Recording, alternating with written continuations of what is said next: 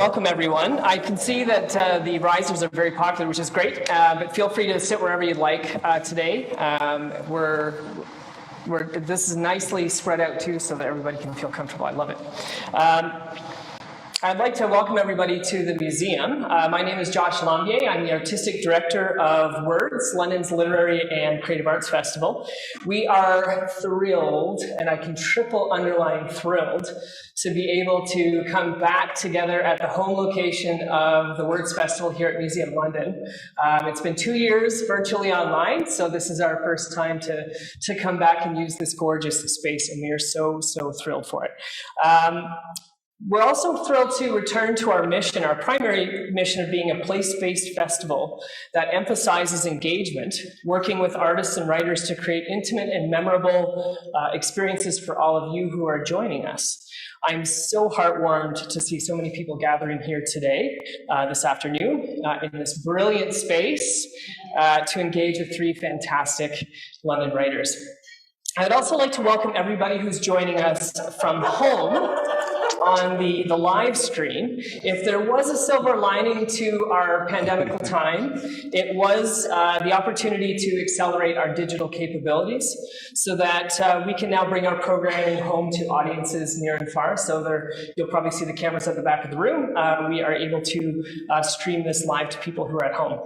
We're all learning this new language of the hybrid so that things can be on site and online at the same time. So our people at home, if you'd like to ask questions, Jordan Brennan's going to be in the chat room to pick those up and throw them over to our group here today.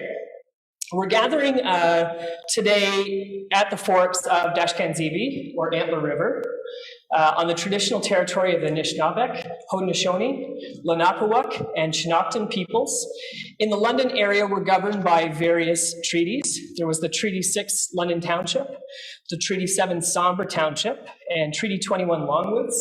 The land continues to be home to diverse Indigenous peoples, whom we recognize as contemporary stewards of the land and water, and as vital contributors to our community and to the Words Festival. The Forks is a traditional gathering place where tributaries converge, as you can see out the gorgeous window of the center of the Forks. It's a place to gather and reflect, to listen to the land and the water, and to build our resilience as we confront, as our topic is today, our monsters and demons. The stories we tell to capture our sense of place carry ghosts, or those histories and past experiences, both visible and invisible, forgotten and remembered, of previous ways of living. Our stories of place, in this sense, are ghost stories, or stories of our ghosts that remain charged in the present times.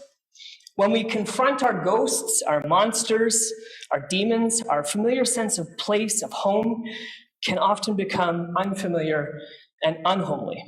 In his famous essay on the uncanny, the psychoanalyst Sigmund Freud described the uncanny as a species of the terrifying in which the familiar suddenly becomes unfamiliar.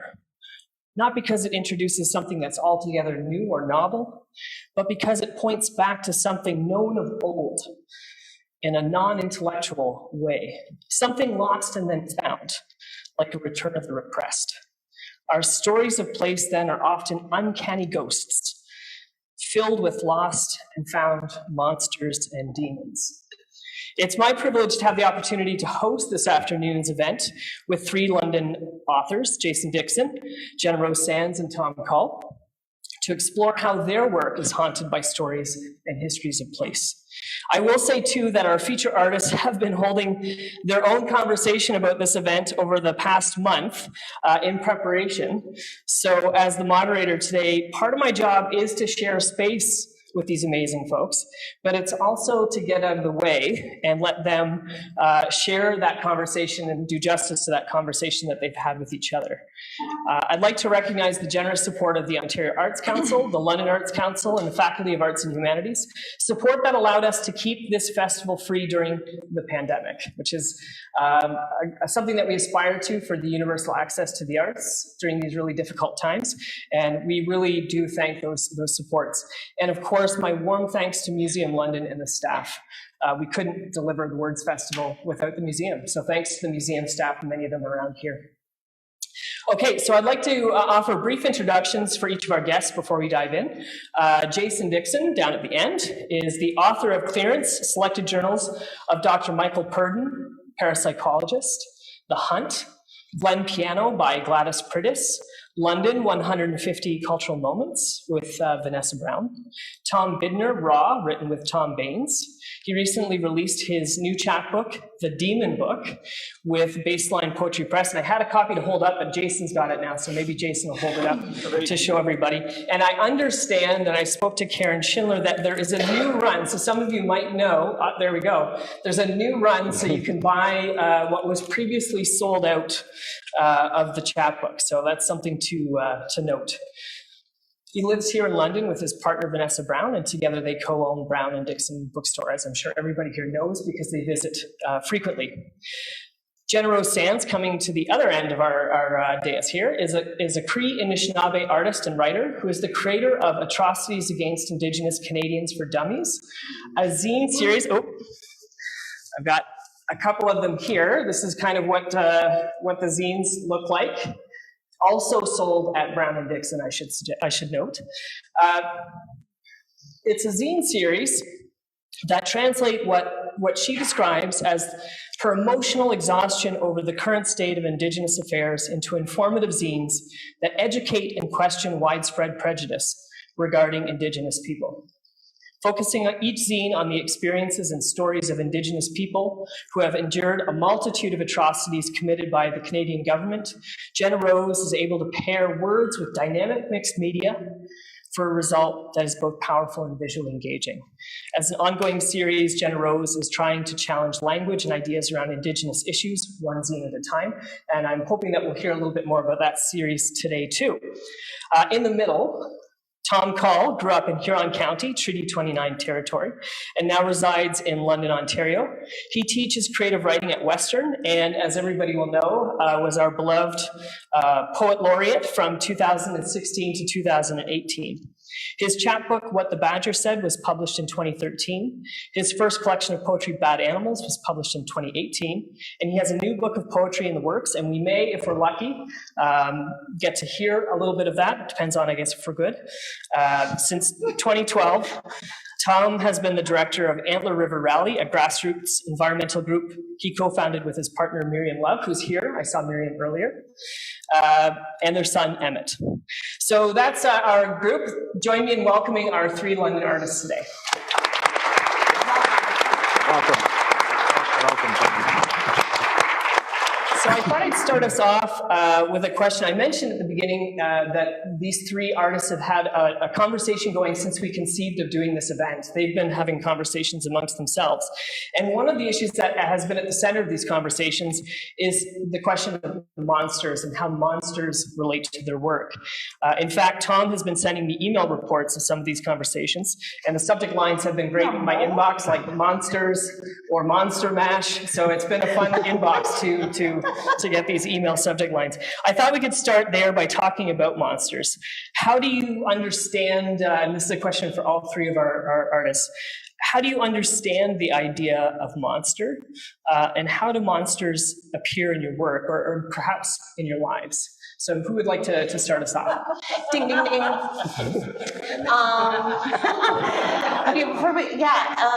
I think just quickly to say that this entire panel is just basically about us hanging out, the three of us, and complaining, I guess. And then we're like, okay, let's see if people want to hear us. So thank you for coming.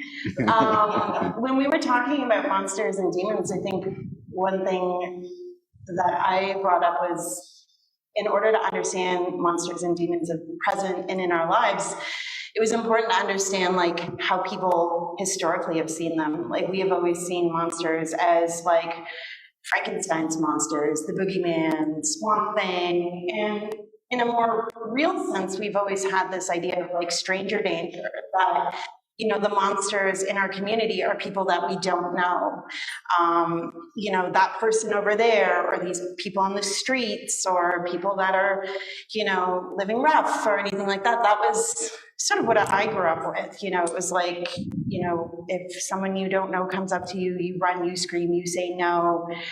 And so in order for us to like sort of continue this idea of like what is monsters now in our lives and in our work, I think we had to think about what we had historically seen monsters as. And for me, a lot of that, the idea of monsters and demons and ghosts from the past are informed by movies and the media, and like, you know, your house feels funky, it's probably because you got a spirit, and maybe you should go smudge it out. When it's like, oh, wait a second, that bad vibe is actually just your past, and maybe you should deal with it.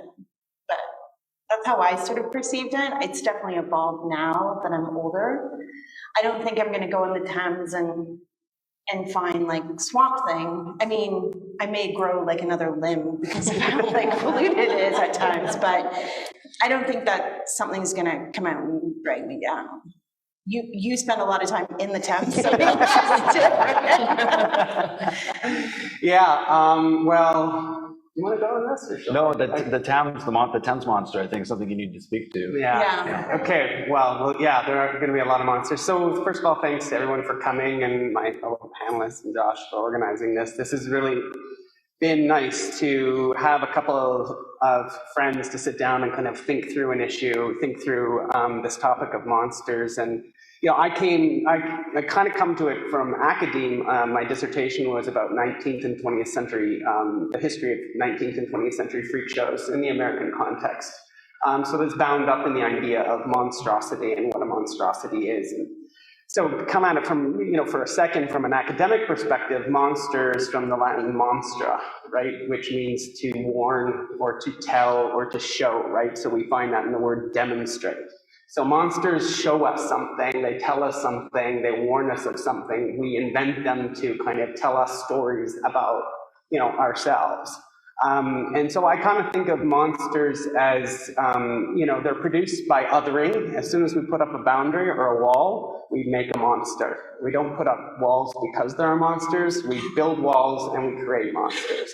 And I think that's what, you know, from a, you know, environmental, I think about, I'm a nature poet, I think about, you know, the binaries that we create between humans and nature, right? The first false dichotomy that, you know, that their nature is out there and the human is not nature, where our bodies are a biosphere, right? Like our bodies are comprised of bacteria and fungus and protists, and there are these mites that live in our skin, you know, and yeah, so hot. and you know, and at night they come out of our skin and they mate on our foreheads and our noses and on our nipples. So think about that when you're going to bed tonight. Maybe on your nipples. You know, I read this, you know. So your body is a wonderland, and I think your body is a biosphere. Like, what a beautiful love song that is. yeah. So Mites meeting on your nipples. so yeah. So we have this idea that, you know, the human is this discrete individual, and that but we are part of the environment, right? And you know, we've gotten ourselves into such ecological disastrous, you know, territory by creating this otherness that turns nature both into kind of either kind of a sublime encounter with God or a monstrous encounter, another false dichotomy. So I think of monsters as kind of dichotomy making machines.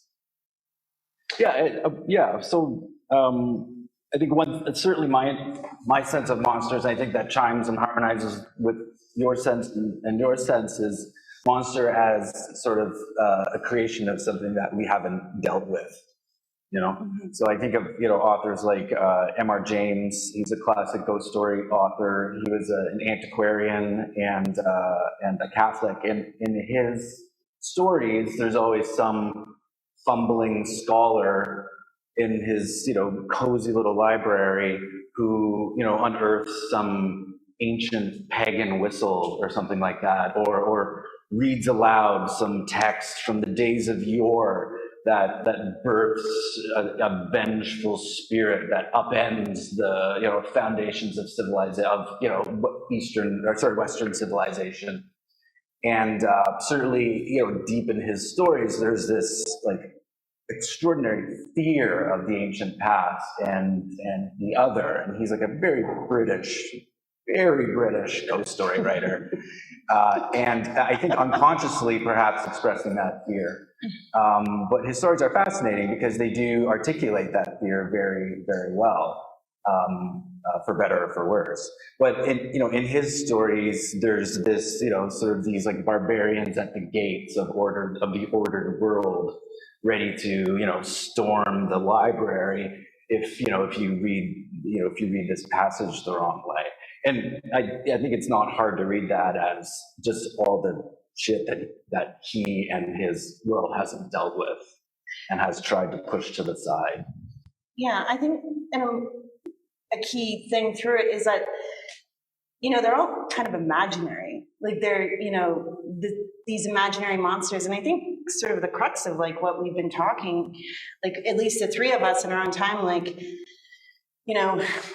what a privilege to be able to just make up imaginary monsters. There's some real historical, true ass monsters that exist. And, I think instead of confronting these things that, you and both of you are referring to, it's just easier to just make up the wildest characters that are like, this one will suck the blood of virgins, but only on the third full moon of the year while farting on a crystal smudging sage.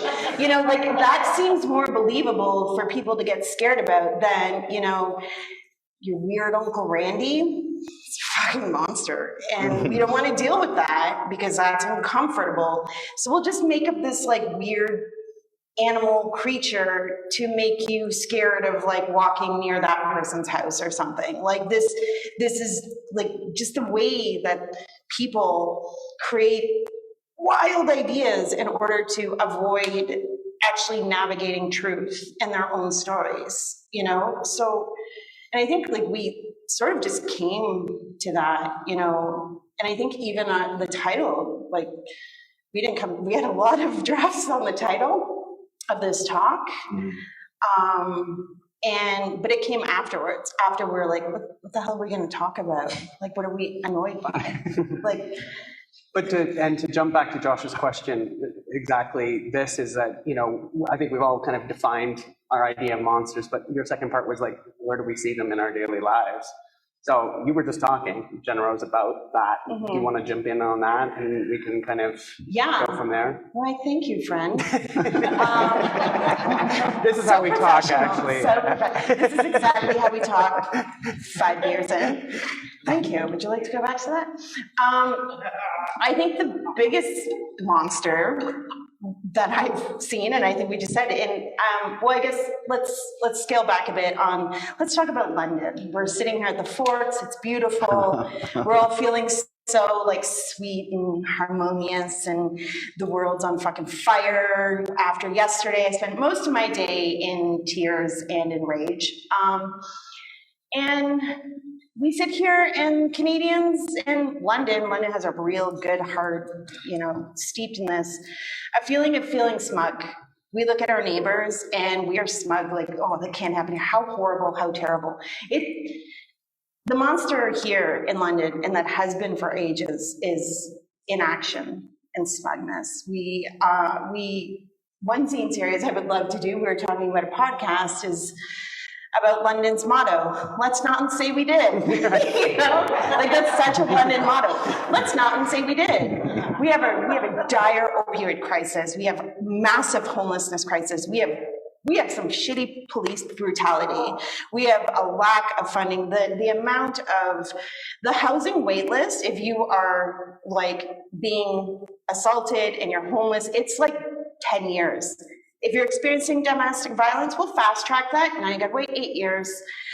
Our mayor is Pokeroo. Where is he? Now he's just like, okay, I got my pension, I'm tapped out. I'll let someone else do the job now. And it's in action. But we like to think that we're smug. We like to think that we're doing these things. So London's motto really is, let's not say we did. And meanwhile, we tell monster stories. You've heard them all. When people talk about downtown, you've heard people say, it's like you're walking through a movie. It's like zombies, and we're using that language to describe people, right? We're to describe our neighbors. And so it's the inaction is the monster that masks itself through turning, people, neighbors, into monsters. And that's something I very much see in London. Also see down at the river every time we're doing river cleanups. It's the same system that treats people like trash and throws them away. That then also treats the environment in a way that you exploit its resources, turn it into commodities to serve an unending consumerist, hyper individual that then throws those things away down at the river, right? Full circle. So those are some of the kind of monstrosities that I see unfolding in London all the time. There's not like some like garbage monster like floating through the Thames being like, like, garbage carts and tires and like, chip wrappers and stuff. Like it's not. The monster actually in some ways and a lot of times in doing river cleanup, two things people talk about. Unhoused people or people camping rough and the garbage that is produced by that. And it's like, yep, it's true that homelessness, that system creates, but we also live in homes where our garbage is just magically disappeared once a week, right? So that's a bit of that. And then the other thing is the litterer. Everyone says, I can't believe that people just throw stuff out of their, and it's like, there are people that litter. It's a fraction of the problem. It's consumption, right? It's our consumption. And it's our garbage. And a lot of the garbage we pick up you've recycled. You've dutifully recycled the night before and it got knocked over. Think about how many thousands of garbage bins go out every night. How many get knocked over the wind? Where do you think it all ends up, right? So that's another kind of boogeyman of like environmentalism is this kind of litterer or polluter. And they're out there for sure, but it really deflects our attention away from our own, the way we consume monstrously. And maybe I could jump in to direct something to Jason. I'm really curious too, in terms of how you translate these monsters, whether it's past or present, and feel free to address to the present as well. But when I was reading your work in preparation, I was really struck by your investment in a ghost story, in ghost story as a genre, but also you're really playful with it. You mix poetry and prose, text and image, historical record and fiction. As I was reading Glen Piano by Gladys Pritis as an example, it took me a while to get my head around the narrative eye of the story, which I originally thought to ascribe to you, Jason Dixon, because of your interest in local history, but there's something far more complicated at work with that narrative eye. But I wanted to ask you, in terms of this question of how do you take these monsters and put them into your work, what is it about the ghost story that attracts you so much as a writer? I like that question. The ghost story is a very, very useful set of tools, I think. And to sort of continue from what we were talking about earlier, I think the ghost story has, and in the case of M.R. James, it's been used to do something fascinating but terrible, And my interest as a writer of ghost stories is to look at the ways that my characters or people more broadly use storytelling as a way to ignore the terrible things that they're doing. So, again, I think this chimes with what we're talking about really closely.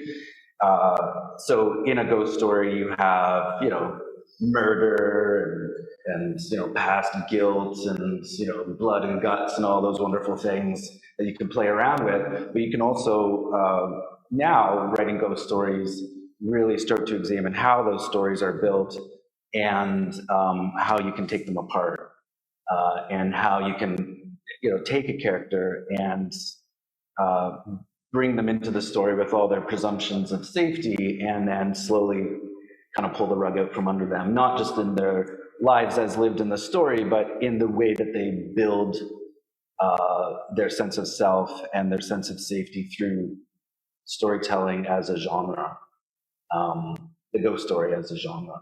So I like that. I like it as sort of an exploration of someone kind of really becoming aware of the terrible things that they do, or as an exploration of the way that they don't become aware of the terrible things that they do, and they use stories as a way to protect themselves from that. Absolutely. And maybe I'm going to jump over to Jen Rose next to ask this question about, and then I'll come back to Tom, the question of how your work integrates some of these monsters that you're describing in your life. And I'm thinking of the title, Atrocities Against Indigenous Canadians for Dummies. When I first heard that title, the juxtaposition of atrocities and then for dummies, like it does shock you. The title shocks you immediately. And as I'm moving through your zines, one of the things that I find so fascinating is the collage of image, art, and text. But there's also a collage of historical quotation, historical facts, data from government and non-governmental sources. For example, I was reading maybe last month the commission, the Truth and Reconciliation Commission, this book here, A Knock on the Door, which is a condensed version of the Truth and Reconciliation Commission. And in the chapter on the story of the school experience, I noticed that Jenna Rose had pulled out so many of these stories, the first person testimonies from the survivors for the first zine of the section, and then juxtaposed them with personal reflection and historical facts. And I thought it was really compelling because it totally and quotations from historical figures like John A. Macdonald and Duncan Campbell Scott, people who were responsible for the construction of these systematic racist institutions. And it refigures them in the way that the zine works. But the question I have is, how do you translate those monsters in when you're selecting these materials? How do you go about putting that together? Well, I mean, I don't really have to do much. They're monsters. They're really terrible people. They've kind of written their own character arc. So they've done a lot of like really great work for me, you know, when it comes to creating something that's really horrifying. So I guess credit to them for being awful. And I think like one thing that was important was that even if people did know about what has occurred and what is still occurring, there's a big complacency to it. And, you know, how I kind of felt about it was, you know, and just like care warning, like subtle discussion of, you know, sexual assault, you know, when people are trying to get people to understand, like specifically male identified folks, that like, you know, sexual assault is bad. And they're like, what if it was your mom or your daughter or your sister? And it's like, that's facts that it has to be something that's close to you in order for you to feel that it is wrong.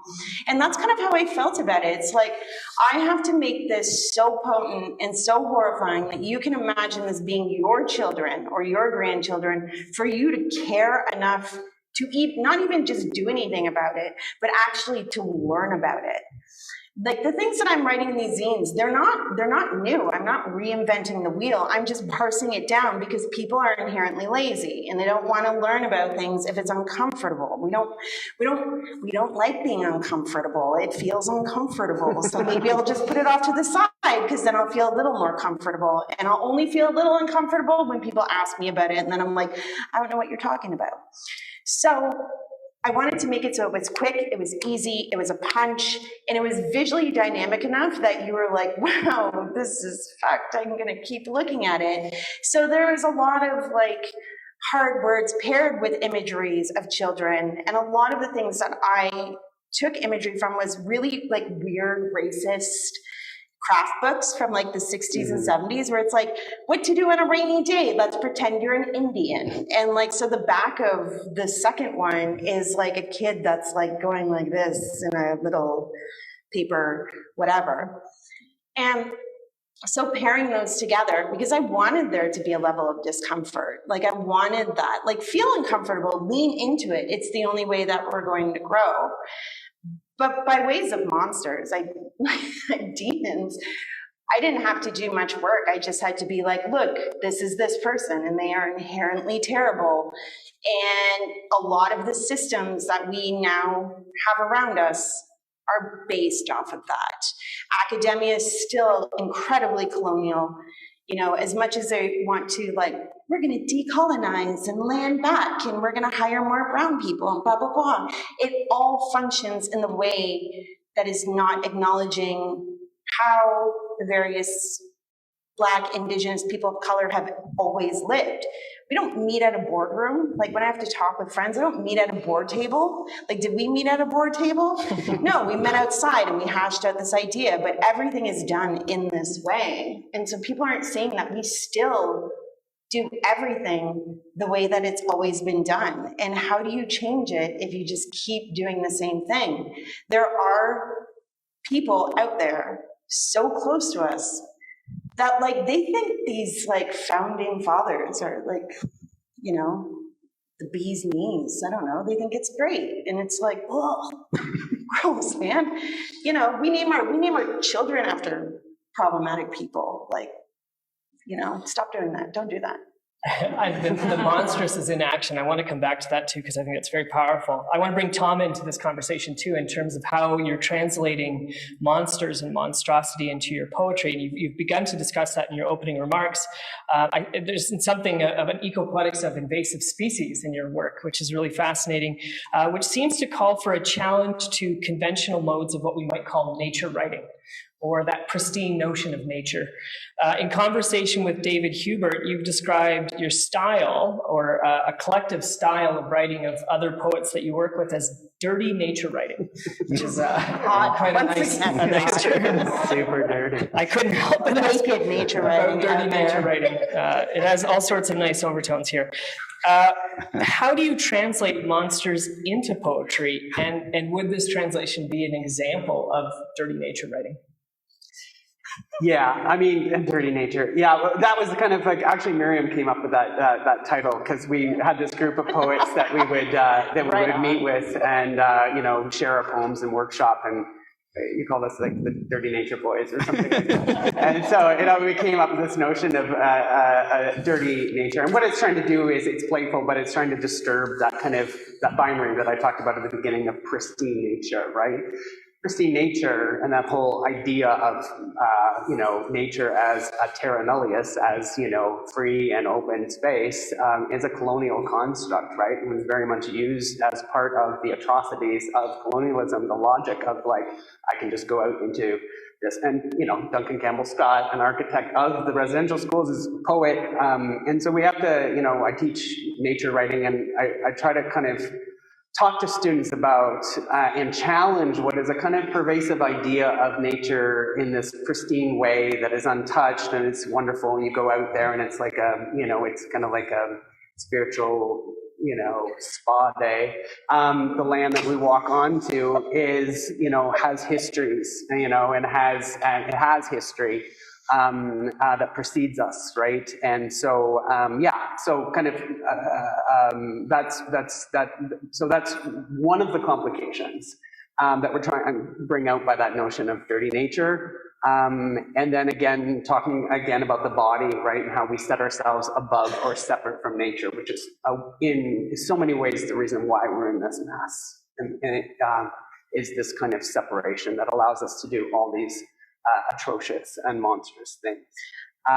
Yeah, so my poems are always trying to kind of negotiate that and show that like we're nature in this room right now. You know, there are rich, you know, natural entanglements going on right in this room. Dirty right? nature happening right here. Things are dirty in this room, yeah. And so, and you know, we look out that window and we think of, you know, urban spaces as not nature. And of course, you know, right down there right now, I'm looking at geese, but I know that there are mink and beavers, and there's 90 species of fish in that river, and they're all fighting to survive and do their thing. And so we live in this kind of entangled, rich kind of world of relationships, and this is the thing, is that we hive off those relationships. And so I think so I guess my poems try to kind of look at that in some way, and my pedagogy, my teaching. Absolutely, and I was really grateful that Tom gave me an advanced preview of a manuscript that he's working on, and he knows he's already reaching for it, because he's always reaching for water. I thought he was reaching for poems because he knows I'm going to ask him to read for a one. drink. He's going to drink so he can read. There's a poem in your manuscript that and some other people might have heard it, but this might be the first time that some people will hear it. And the poem's called Treaty 45 and a Half. And I was wondering, this is an example potentially of one of these poems. And would you be willing to read Treaty 45.5 for us? Yeah. It's not about, well, it is about, I guess, invasive species in some ways if we think about ourselves in that way. Yeah, there's a lot of poems in the collection that I are. mean, I hear treaties and I think of invasive species, you know? Yeah. I don't know about you, but like this sounds And like feel it's gonna free to be read more. it's gonna be right up the alley of like Yeah. invasive species. Yeah, it is. So Treaty 45 is on the border of Treaty 29, which is the Huron Track, and then Treaty 45.5 goes from at like Point Clark up to kind of the Bruce Peninsula. This is a treaty that's negotiated in the middle of the 19th century when there's a lot of European settlers coming in and just moving into Saugeen Ojibwe territory and taking over the land. And so the Lieutenant Governor of Canada or whatever, uses this as an opportunity to try to negotiate a treaty for this land and says basically, we're powerless to protect you from the violence of settlers. We can't do it. We don't, so if you sign this treaty, we can make sure that then the whole Bruce Peninsula will be your territory and you will be protected. And so this is a treaty that is signed through coercion, and there's a whole history. I recommend you reading David D. Plain. He's a historian, scholar from Aamjiwnaang, and I've sat down and talked with David a number of times. He's got a brief history of the Saugeen Peninsula. It's a great book that will kind of give you more in depth about how this treaty was signed. Of course, the minute it was signed, then the government started going after all of the Bruce Peninsula, right? So it was a complete lie. It was a manipulation. And that is still before the courts today. Color me shocked. Yeah, exactly. Yeah. So this is, of course, a history I didn't grow up learning. I grew up in this area. I went to a public school called East Wawanas Public School, named after a Ojibwe chief. We didn't learn anything about that. But, and so I have been thinking about this relationship I have with home. I had a beautiful upbringing on a beautiful piece of land, and I have nostalgia for that. But now that nostalgia, of course, sits beside what I understand, which is the privilege of that nostalgia to paper over the monstrosity of colonialism, right? And so I'm trying to kind of, in my own work, grapple with holding two things in my hand at the same time, which we've talked about as well. Duality. Duality, yeah. So this is a poem that I wrote at Point Clark, which looks out across to Michigan. It's called Treaty 45.5. Contend with 10,000 years, the lake once so low, a land bridge stretched from here to Alpena. Boulders drowned by rising waters mark places paleo hunters corralled caribou, crossed from north, stepped on this beach, throwing forward loops of time and relation. Now the beach is waterlogged, nearly gone. A red balloon snarls in tree roots lapped by the surf. Waves paint dull stones, churn froth, broken shells, cigarette butts. I find a green plastic figure, headdress, bare-chested, moccasins, expressionless, made in China. And another handful of sand and empty gun cap cartridge, the kind we bought as kids, flashing badge, quick draw, we laid down the law and reloaded, killed each other before lunch in a clap of sulfur and smoke. These are my rural ruins. Crop tours, mineral moonlight, smelt runs, beach sturgeon, July bonfires burned, our school notes, other histories and geographies, ours, the bored drone of upper and lower Canada. Wolfe and Montcalm lulled us into daily disremembering, sitting high in a tractor cab, blasting country, hydraulics and steel, turning the soil below. When headlines hit, Oka, Ipperwash, we gathered up the silence we had planted and stuffed our ears with seeds. Each spring, the frost shoulders up new stones we loaded onto wagons and dumped in the swamp. Somewhere thousands of feet under this lake, massive machines claw at walls of salt. No end to what we'll dig up, what we'll try to bury. The land breaks through the map of it. It's all here. caught between the call and response of sandbar and dune. I want to wait here until the sturgeon return, smelt, run, plovers brood, until I am blasted into beach glass. Terrific. Thanks. I want to make a stitch here, actually, to Jason. I'm going to do something that's maybe a little unfair, but I'm going to quote Jason from an interview that he gave many, many years ago. Oh, God. When I always do this. There was an interviewer that asked you what would be evocative of a sense of home, or a fragrance of home, I think was the question. And your response was the sound, or the rocks and the waters of Georgian Bay, the Bruce Peninsula. Do you remember this? I don't, but I still agree with that. There we go. It's a good question. It still holds.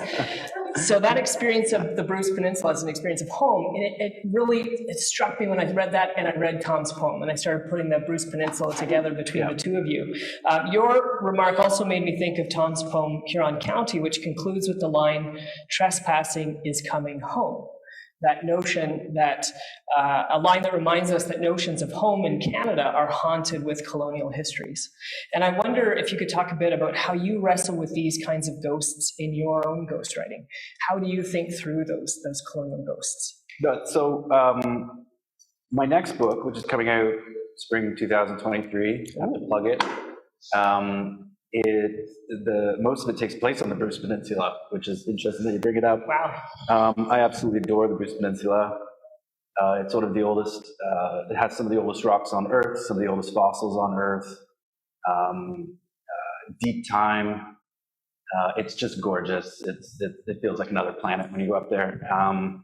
If you want to get away to another planet, which I often do, the Bruce Peninsula is a good place to go. Or St. Thomas. St. Thomas, yeah. St. Thomas, yeah, sure. Yeah, Strath.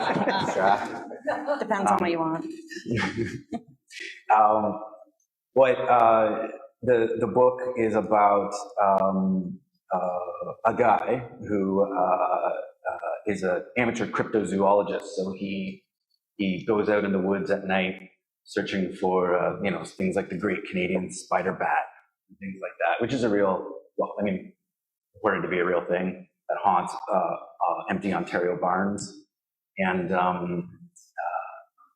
he was a school teacher. He was a Boy Scout when he grew up. He really, has a scientific relationship with nature, loves tree identification, but he's also a bachelor. And he's sort of just this lonely old guy. At the end of his life, one night when he's out near Plover Mills, Ontario, searching for the Great Canadian Spider Bat, he meets essentially Bigfoot. Finally, after 50 years of searching through the forests of southwestern Ontario, meets Bigfoot. And this begins basically him sort of just falling apart, sort of like you've been searching for this thing your entire life, and finally you meet it, and it's not what you expect. It's far greater and far more challenging and uncanny, and he takes a trip up to the Bruce Peninsula where he kind of grew up, and falls apart in the most beautiful way. So yeah, I still go back to the Bruce, and what was the question again? No, It was just talking about home. I think you've navigated your way to a wonderful response. I Okay, didn't cool. know that All that right. was the case too, that you were writing on the Bruce Peninsula. So that's just a really uncanny double. But I think Jen Rose had something. Yeah. So this conversation, this topic, like I said, came out really organically, and were Shoot the shit. yeah, shoot the shit, and that's. And I loved it when we would come together, we'd be like, oh, let's talk about this. And, Jason, you and I, we've known each other since high school, downtown, dirty kids. Now we got Tom, dirty nature. And we've sort of in our own works, Jason has specifically written about Monster. You have a book titled Monster. And then we've talked about how Tom alludes to these monsters in poetry. I'm not a poet at all. We've attempted to school me in some ways on that. And then there's me that's just talking about straight up real life shitty monsters. And so something that I always enjoyed about our conversation is while we've complained about these things and like we've identified within our own realms, bookstore, academic, artists, we've sort of talked about what we perceive within the City of London, because I like that we, like the best parts I think were regionally, like our best conversations were talking about London proper. What some of those perceived monsters and like potential solutions, like what does, we've sort of all identified that inaction is just like one of the biggest monsters and crappy things in the city. So what is, like, I guess my question, which I kind of know, I just think it's, you have great perspectives, like let's chat about that. Like what are those modern day monsters here? And what does it look like to change that? Because the nice thing about these stories is usually it comes with some defeat of the monster. You know, unfortunately, Frankenstein's monster burned to death. I personally cried at that movie as a child. I was like, why did they do that? You just wanted to like... Just wanted a friend. You just wanted a friend and eat a flower. Oh my God, why would you do that? But there is always this idea that like someone prevails and they walk down the street and they're like confident as hell and they're like, I just did that. So what does that look like for the city whose motto really is, let's not say dead, you know, like the river. If the river is like heavily polluted, and no one's saying that, what does that look like? Yeah, that's a good question, which I'm going to throw back to you, but I'll take a step out first. Yeah, the river. I was thinking about that. So we still put raw sewage in our river, millions of liters of it, right? Josh mentioned the treaties that correspond to this area.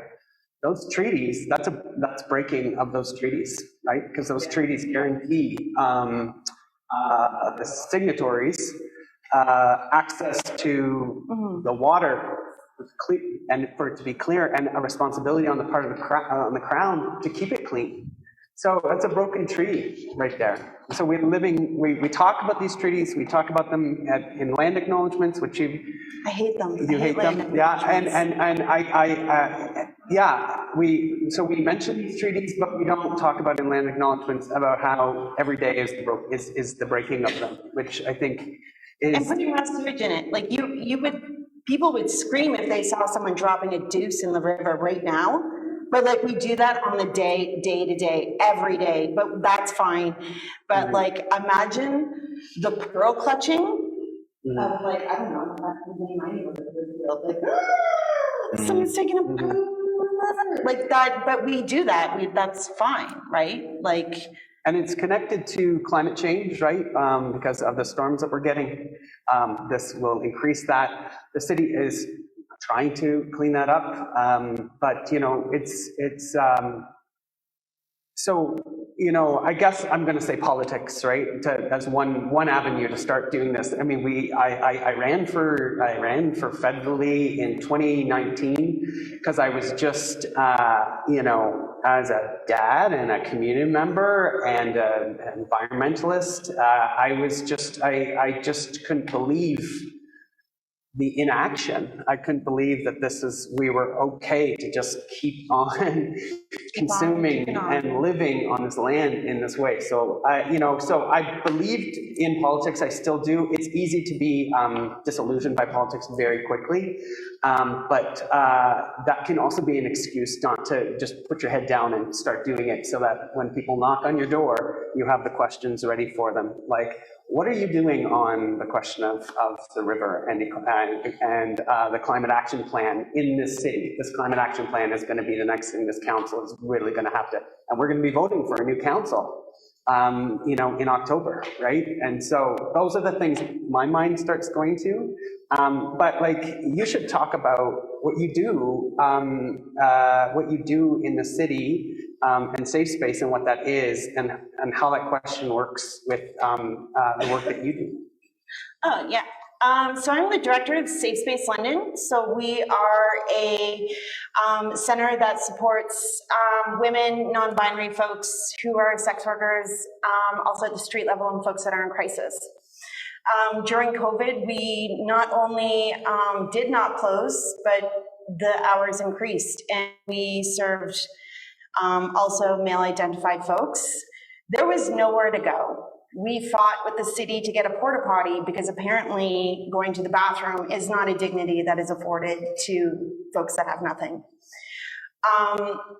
We do harm reduction supplies. We provide food, clothing, support, resources, anything. And this organization is heavily volunteer-based.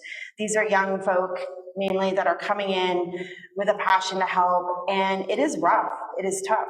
And, you know, beyond what I said earlier, there just not being any resources, the inaction of the city is astonishing. You know, not only when folks find a place that they feel safe to set up camps along the river or in tents, the city, if it's an eyesore, just throws everything to a truck and dumps it. The police are not safe. I don't know about you, but if you've ever had to call 911 lately for the police, good luck. You'll see them in 2 days. Generally, they go to the wrong location. They're not around. And this isn't addressed. Like, people don't have a problem with this until it's a problem that they face personally. Mm-hmm. But it doesn't matter if it happens to your neighbor. It doesn't matter if something is occurring that is violent and dangerous. People don't care because that's the inaction that we're having. You know, I don't know about you, but we are going to the polls for the City of London, and the world is on fire. And I'm just going to say, I don't know how I feel about having a full, staunch climate change denier, anti-science counselor on the board. I don't know how anyone feels okay with someone that is, you know, a science denier, a climate change denier on city council. I don't know how anyone is comfortable that during the pandemic and in the recovery period, where all the funding for people on the street living rough, and they have no money and they have no resources, and we are also stretched, that our mayor is now pokeroo. Where the hell is he? He's probably vacationing somewhere, playing golf. You know, but that's the inaction. We're fine with it because for us, we have homes, and we have cars, and we have air conditioning, and we have food. So it doesn't really impact us. It doesn't matter. But we will go downtown and we will complain hard about it. We will complain that our downtown is this, we don't have fancy bike lanes, we don't have this, like, oh my goodness, we don't have this festival coming on, how could we do that, blah, blah, blah. But these are the things that we complain about. That's what gets our britches in a knot. But, so we'll complain about the people on the street. We'll complain that the Thames might stink a bit. But we don't care that there are children in the Thames Valley School District that do not have clean water. And so many people have said to me, well, how do we help? What's the issue? How do kids not have clean water who are going to our schools? It's not a hard solution. It's not even a lot of money. It's that people don't care. Why would the city advocate, the school board, city council, the mayor, Museum London, UWO, why would these places with power care, like, advocate for the children in our communities to have safe drinking water? Because they don't care and it doesn't affect them. And this is what I say, this is inaction. And this is the monster that we see in the city. We like to think that we are the 10th largest city in Canada and that we are going to do this. The green bin. How is it Guelph is like celebrating 25 years of having green bins, and London just put it off for another 2 years because it is too much? It's not difficult to figure it out. It's not difficult to buy some green bins and get a few other trucks and find a place to go make compost, but we just don't want to.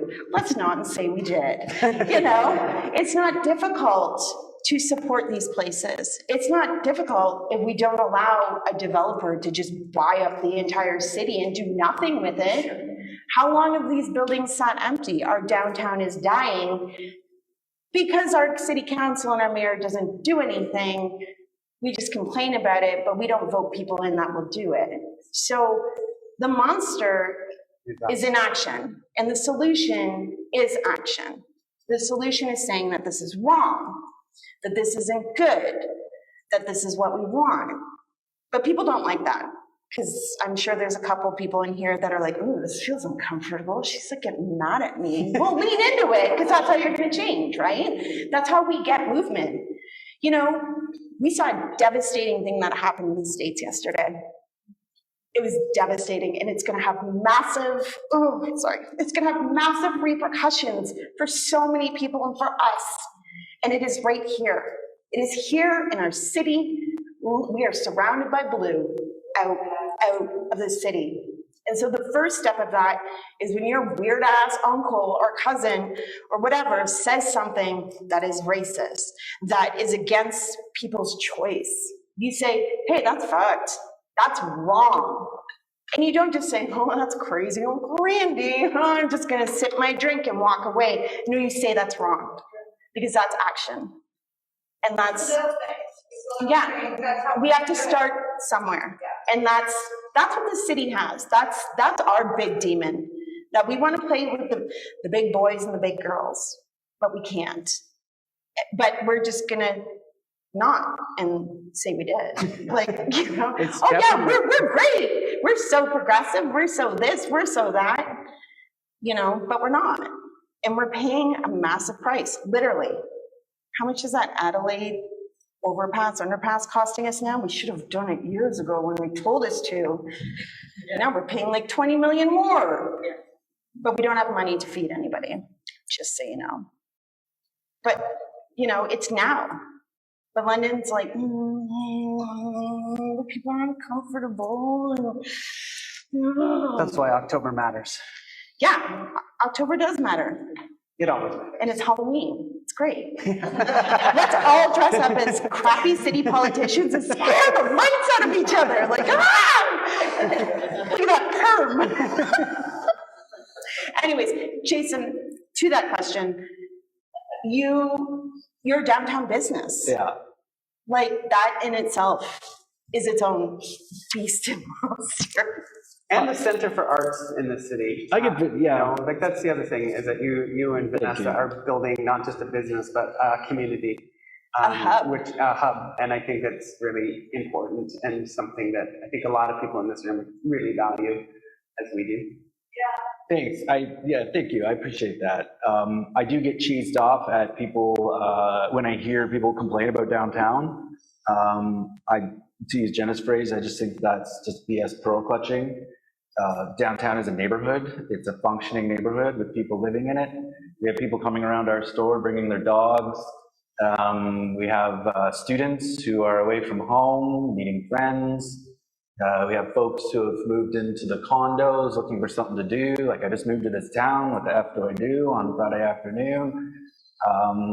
We're not London's backyard, you know, and I really get cheesed off when London treats downtown like it's their backyard. Yeah. And then saying, oh, my backyard's a piece of junk, you know, well, you really haven't taken very good care of it, have you?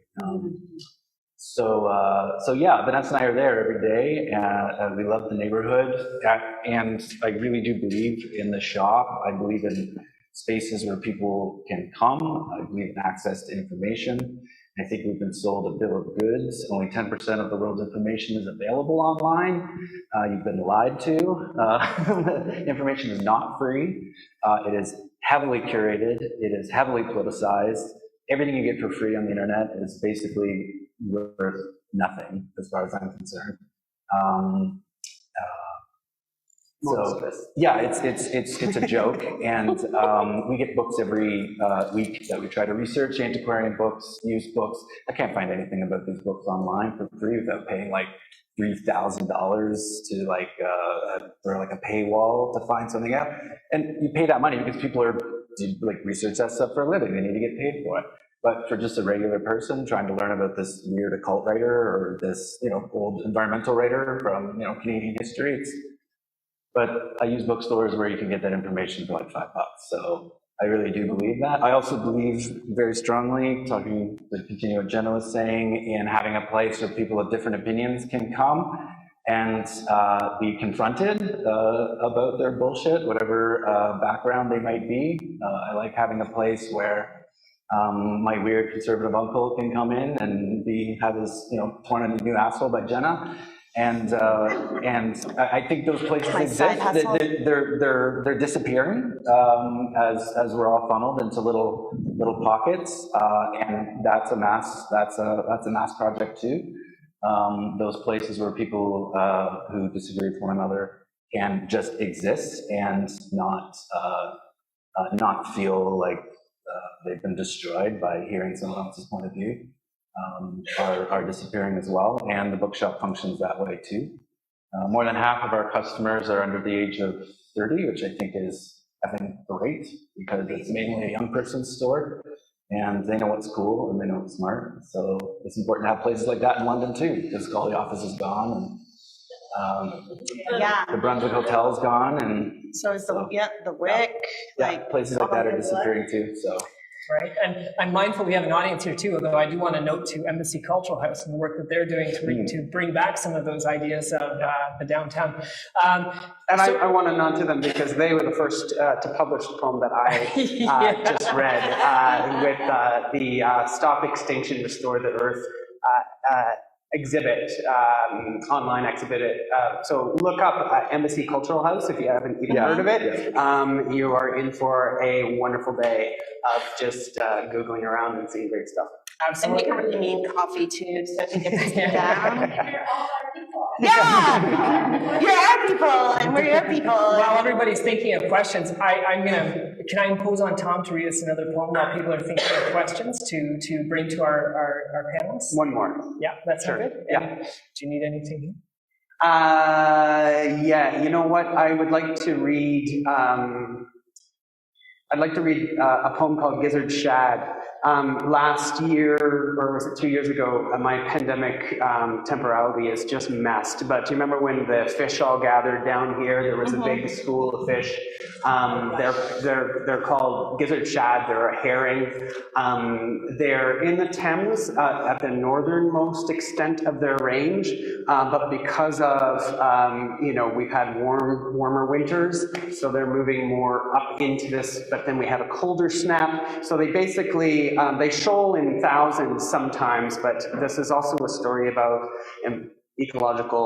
about climate change. So they got caught in a cold winter. They all shoaled down, just down here in thousands. How many saw them or heard this story? Yeah. So there were these thousands of fish, and because it was COVID and everyone was kind of, had nothing to do, people were rediscovering nature, going for walks and walk down. And so it became a kind of like almost festival where you walk down and see these fish, and they were kind of monstrous in a way, in that they're kind of like their numbers. And this is what we're going to see more and more, dead seas full of like roiling jellyfish, Phragmites taking, and we kind of look at these animals that are just doing what they need to do to get by. In fact, the success stories of climate change, and we kind of look at them and call them monstrous when we created the system. We created the world, the circumstances that they are, So this is also nice to read because it dovetails with Embassy Cultural House and Jamili Hassan and Ron Benner, who are here. And Jamili and Ron and I were part of a bigger exhibition called Guardianship in State, which was here. I see Patrick Mann is here, who was one of the curators. So Jamili had this wonderful mosaic that she did based on a photograph that Ron took of these fish. And that's me fishing I put that up just for background. That's just me fishing a typewriter out of the river, which is another poem that I'm not going to read. So show Jamili's mosaic. I hope this is okay that I'm showing this to Jamili. Jamili made this wonderful kind of mosaic of these fish, and you can kind of see the outline of one of the fish in the bottom of it. And it really captures the movement, the irony of using a mosaic to capture this kind of like dynamism movement. And so I wrote a poem about this as well, and we're going to put these together with Ron's photograph and Jamili's piece in the catalog for for this Gardenship and State show that we're in. I'm talking too much, so I'm just going to read this poem, Gizzard Shad. And it begins with our rescue. We got a rescue, a COVID rescue pup, which we, totally not as advertised. Good with children? Yes. No. Good with other dogs? Yes. Totally not good with other dogs. Anyway, we love her. She's the best. We love her. That's right. She's adorable. Yeah, she's wonderful. Just don't get near her. Gizzard Shad.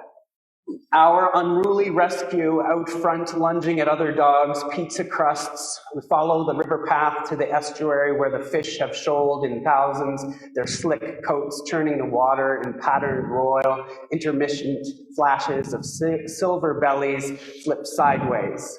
One wide fishy eye catches mine, tethers two worlds above and below.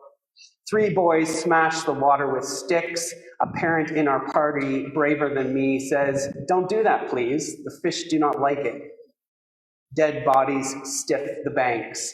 Our dog holds one in her mouth, sideways, like a smile. Shad gather where warm water is flushed into the river, sewage plants, stormwater drains. Why so many now? No one really knows. We all make jokes about sushi and signs of the apocalypse, laugh loudly through our masks. The crowd grows, more dogs, children. Our son holds a funeral for Carl the fish. "Carl," he says, "you were a fish." I stand hypnotized by those bodies swishing. Pop cans, trash on the creek bed, something flashing red and blue through that undulating screen of fish. Gizzard Shad. Thanks. Do we have any questions that anyone would want to throw up to our panelists? Yep. Could you project your voice a bit?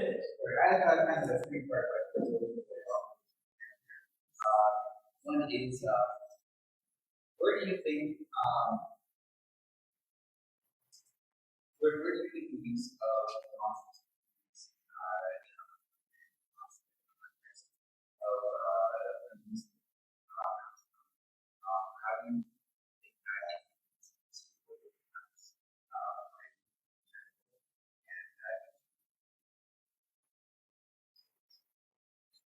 So the question, if I can just, your question is how can we think about monsters in a kind of positive way? Where do you think that comes from, that idea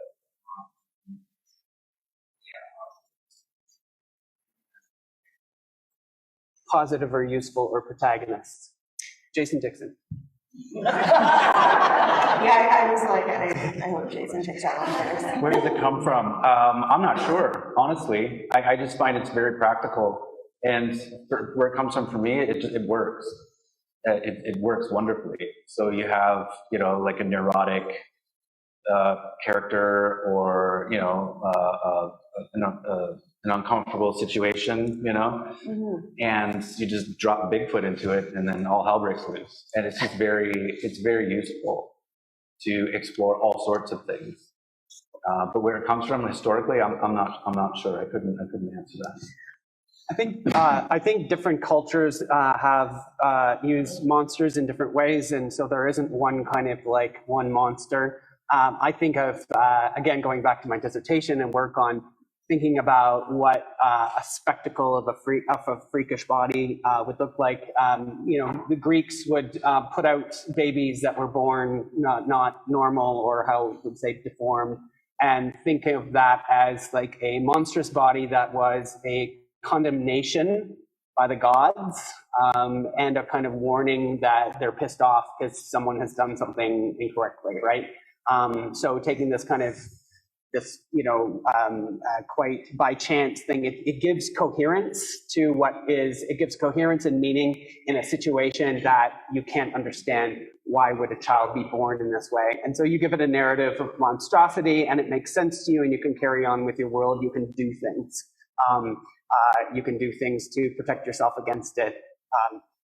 And so those stories are both can be quite harmful, obviously, as we've talked about today. But I think it's about giving coherence and meaning to a world that we have a hard time understanding. I would say I have no idea where it comes from historically, but if I was to take a stab in the dark, I'd say that probably comes from denial. You know, like it's, you know, let's make this a positive thing. Let's turn this frown upside down into a lesson. You know, you know, I think we try and, you know, we think we're oysters to some degree, that if we just wrap around this really harmful thing, or this like monster that's standing in front of us or in the mirror, that if we just sort of like deny it and like, no, we can turn, you know, we can poop at a pearl and it's like amazing, but it's like we can't. So I would say this idea of like turning it into useful, or that everyone has these monsters in the closet, or and it's like, it's okay, pal, we all do it, you know, we're all super problematic in a way. I think it comes from like us just trying to make it feel better, not as less, you know, not as ouchy, you know. Not as scary. Yeah, if like, if I'm a dick, but then you're like, everyone's a dick, then I don't have to worry about really doing anything about it. Like, it's just part of the experience, or, you know, you just got to learn that lesson. It's okay. Like maybe, I don't know, buffering it a bit. But I mean, that could also just be me pulling something out of nowhere. So I recognize that. I don't know historically where it's come from. So. Does that answer your question, more or less? Just kind of open. Yeah, it's a good question. Thank you. Yeah, it was a good Fair question. enough. Thank you. Yeah. Jen. I'll throw in another thing that resonates with me, and quick peek here, minerals, mentioned stuff. And when I read that, as most people do, I found it very striking. And as a transgender woman, I found myself having tremendous affinity for monsters. And that connection I discovered afterwards had been drawn at least as far back as 1994, when Susan Stryker wrote a famous paper called My Notes to Victor Frankenstein about the village of Chamonix performing transgender rape. Fascinating paper, but never read the model. Read it, but in a larger sense, I suppose you could call the theme feared outcast labeled as monster. And that's something that finds its way into a fair bit of my own writing. I'll just throw that open to whoever can follow. Yeah, go ahead. I was born in small town Ontario, and I'm blind in one eye. So I have two different colored eyes. I have a black eye and I have a blue eye. And I'm not saying this is the worst life ever lived by any stretch of the imagination, but there was an enormous reaction of my family to that truth. What did we do wrong? How is this extraordinary difficulty going to be overcome? And it was all this hand grenade jumping, you know, like to sort of minimize this. And all these narratives were built. All of this sort of storytelling happened around that simple fact. A lot of it born out of like exceptional love, but a lot of it, certainly in the case of the people in the village, out of fear of just the weirdo. So I can at least have some affinity with that, because, you know, just being like a brainy one-eyed kid on a small town playground isn't the most enjoyable experience at times, you know? I remember we had like in one of our conversations, we had touched a little bit on the work of Diane Arbus. And, you know, at the time, you know, if you were anything beyond the norm, you know, society of the 50s and 60s looked down upon you. And she was asked why she photographed the folks that she did, and why she gravitated towards, you know, folks in the LGBTQI+ community sex workers, drag performers, transgender folks, and folks that who were at the time historically seen as being freaks in a freak show at the circus. And she had said that, everyone sort of goes throughout their life looking for that trauma, like they're waiting for it. Like, we're waiting to get found out or about something, or, they're super insecure, they're not doing the right things, they're not doing this, and everyone is sort of doing that. But, folks that have experienced oppression based on who they are, or who they are living authentically, or how they are physically, emotionally, mentally, they're the elite. They're living their lives the way that they know how. They're living their lives authentically, and they are the royalty among us. Folks. The idea was like they've been born with their trauma. It's not trauma necessarily like there's anything wrong with the way that folks are. It's that society is like, and communities have inflicted trauma upon them. They have created that. And so when you're saying like being a kid, brainy one-eyed child. Small town. Yeah, in the small town, like that, there's nothing wrong with you. You're so beautiful, baby. But oh, it's cute. Like, I was a cute kid. Yeah, but that folks put that on you, and that's like you grew into yourself with that. And so, I think that when we're talking about monsters and demons, it's the people that do that to others, that create this idea of like what is right, what is wrong in people. And,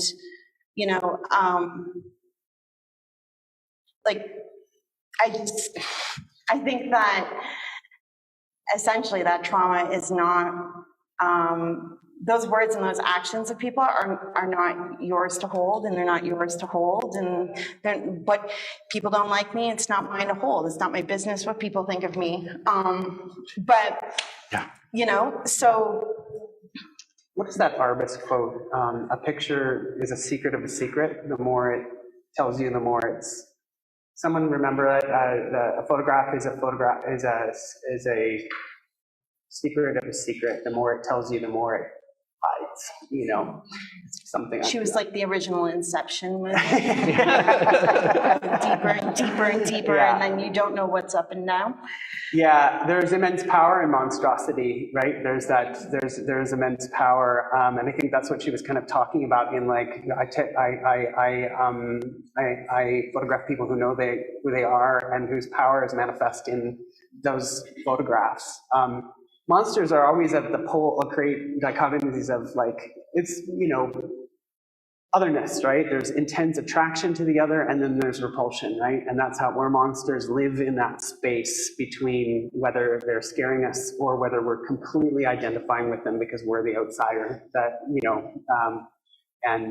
So I think that's, again, back to your question, and also, Jen, what you were saying about the duality of really identifying with the monster and the power of the monster to kind of show something. It was very liberating when the first teenage girl told me I reminded them of David Bowie. Oh, would be. You remind me of I David never Bowie. had And that. I was like, that was a shock. And then you I wore was- spandex for an entire year. Yeah. I have a question from the Zoom, and then we'll come right to. The reason I wanted to throw this one in, because I think there's a little bit of a connection here. I'm going to tweak this to a bit of a dirty nature question. What connection, if any, would you make between the romantic sublime and monsters and demons of place? And I thought of this in light of Frankenstein, that it might be a relevant question now because it is a romantic text as well. The sublime and monsters. Yeah. Yeah, that's interesting. Yeah, I mean, the sublime, right, is that notion that you go out into nature and there's the face of God, and it's both kind of awe-inspiring and terrifying at the same time, and you realize how kind of, little you are and insignificant, yet because you have a mind that can grasp that you are, one with nature, and so you are God at the same time. And yeah, that's, like I said, I think a monstrous idea in a lot of ways that has allowed us to kind of do all kinds of things to nature. I'm not saying that we can't go out into nature and be awe-inspired, right? I don't think anyone's saying that. Like, it is a magical place to be, and you can kind of, but when it becomes this kind of only script that then legitimates, again, like an idea of terra nullius or the doctrine of discovery, right? Those two things go hand in hand, then it becomes incredibly monstrous. And I'm not answering the question. No, I got something. In Gladys Purtis, and Glen Piano by Gladys Purtis, it was partly written in response to all these Canadian literary books I was reading, filled with like swooning characters out in the field, and like clouds roll by, and this ridiculous relationship between this fraught heroine and like stories of the past, and farmhouse, and just all this garbage. And so it was written partly in response to that, where I have I'm going to look at the camera as if I'm talking to this person, that they're still there. She's this like overwrought heroine who falls in love with this doctor in late 1800s London, Ontario, and she thinks he's this hero, and she writes these poems to him, and the poems are written in the book, and she thinks he's this extraordinary man, and she, she tells it in this beautiful floral language, swooning and like intimacy and closeness, and you get swept up in it, and it's all lovely. But then it turns out that the doctor is this like serial killing monster, and she's totally blind to it. She can't see it, but he's like murdered all sorts of people in town. And that's sort of the danger, I think, of what you're talking about, that particular strain of romanticism. I mean, I love it. Like, it's fun, right? It's fun. It's fun to drink and dance. I love drinking and dancing, but you could be dancing with the killer and not know it, So I want to just push that take a look every once in a while. One step further. I put this in the slides because I wanted to highlight this, because it's a great connection between your work and Tom's as well. Could you tell why you chose this particular plant for the cover of Glen Piano and Gladys Well, this is a nice example. Jay Miller at Book Hub, who designed the book, we spent a lot of time tweaking it. We wanted it to look and feel a certain way. We wanted it to be small, so there's unassuming, like you didn't sort of hid the killer inside it, so to speak. And we chose this. That's a water hemlock, and every part of that plant is deadly poison. That's some dirty nature right there. Yeah, it'll just kill you, right? And I believe it grows around here too. Like I think you can find it around here. There you go. Yeah, it's in Vaughn's Pond. You can kill yourself right now. There you go. Yeah, so I like this. This beautiful book, and it's a beautiful thing, but of course it's just nasty little plant. I thought it was a really wonderful connection. And it was a question here, hold on. Yeah. I just want to say, from a psychological perspective, the Roman panels the monsters in that house. It's a part of us that we do not want to also into that. But if you go back to Freud or Jung, the monster is part of us that we deny, but in literary arts, it's on the other side. And you do Frankenstein, we make it this eerie horror, but the monster is really the part of us that we deny, and you have to be one. Yeah. So, like Frankenstein is like a perfect metaphor. It's like he was created, and and the only people in that whole story that saw him, who he was the child and the blind man, and then because of the way he looked, and he couldn't speak like everybody else, and they created him, and then they made him the monster, but everybody was. And it's also a tale of pursuit, right? The monster's sent out into the world, and then Dr. Frankenstein pursues him, but then the monster turns it around and pursues him back. Right. So it's the return of the repressed is that the monster then comes back to you. I think on like touching on that, I think my work doesn't attempt to be subtle. I don't really know subtlety very, very well. I also just think it's, in certain regard, it's a waste of time to be subtle. There are some things that we should not be subtle about, and there are some things we should not be quiet about. And, sometimes it's important to just talk about the elephant in the room, because dancing around it, it's just a waste of time, you know? And so for me, in my work, it's like, let's just talk about this monster straight up. This is what it looks like, this is what it smells like, this is what it's all little tiny gross baby monsters that are running around the city and doing all of these things, and these are the ways that it's pretty gross. And so I think, especially now, you know, within my own writing, within my own work, and within my own living in my day-to-day, there is no time to dance around monsters, you know? And I think for your work, there is no separation between what you do day to day, your activism, your art, you know, your activism and art are together. Yeah, and that's one of the answers I think that you asked before, is like, you know, how do you start, if inaction is the problem, you know, then action, activism, and maybe thinking about a broader understanding of what art can do in relationship to activism, even though that's not it's not a brand new idea by any means, I'm not saying that, but I think that that's something that we all talked about a lot, was that how our day-to-day lives and the work that we do in the community is fully coextensive with the things that we write, the things that we think about, and the way that we try to make art and make community as also a community of artists and activists. Many of you are here today and have many more interesting things to say about all these things too. I think I did have a question one time on a panel where someone asked me if I wasn't writing about Indigenous issues, what would I write about? And I was like, I have no idea, because I'm not afforded that ability. I don't have the privilege in my life to take off the brown of my skin. Not that I ever would, but you know, I don't have the privilege of having time to make up fake monsters. You know, I don't have that. It's right here. One day when I feel like I've said enough and the world has moved forward enough in these things, maybe I'll just be the most boring ass writer and I'll just do like kids stories about like cats and stuff.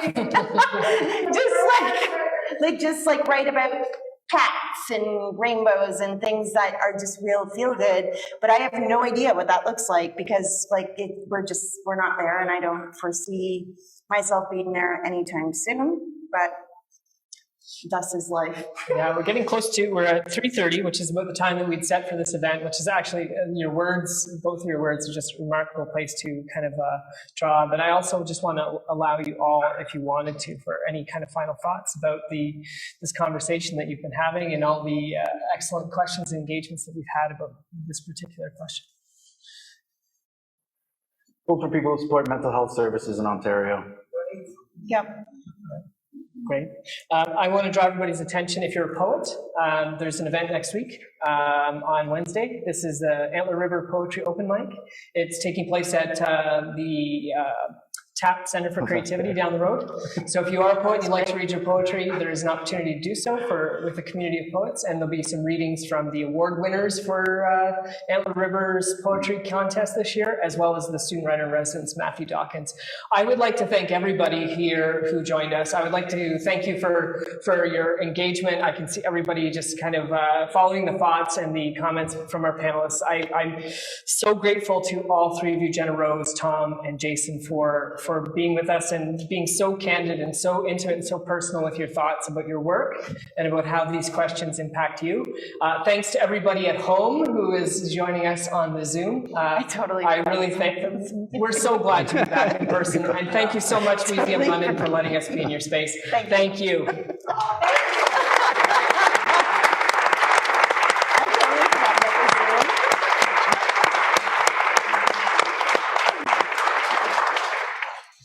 Brad. Thanks, everyone. Can you unhook me? Yeah.